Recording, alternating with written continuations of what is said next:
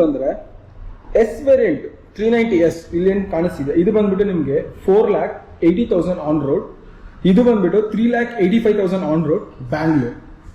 Engine is ಬಂದ್ಬಿಟ್ಟು LC4C 390cc, same ನಿಮಗೆ X ವೇರಿಯಂಟಲ್ಲಿ LC4C 390cc engine ಬರುತ್ತೆ. ಎರಡು ಬಂದ್ಬಿಟ್ಟು 45 bhp ಹಾಗೂ 39 Nm ಆಫ್ ಟಾಕ್ ಬರುತ್ತೆ. ನಿಮಗೆ ಇದು WP apex upside down suspension ಬರುತ್ತೆ, ಎಕ್ಸ್ ವೇರಿಯಂಟ್ ಹಾಗೂ ಎಕ್ಸ್ ವೇರಿಯಂಟು.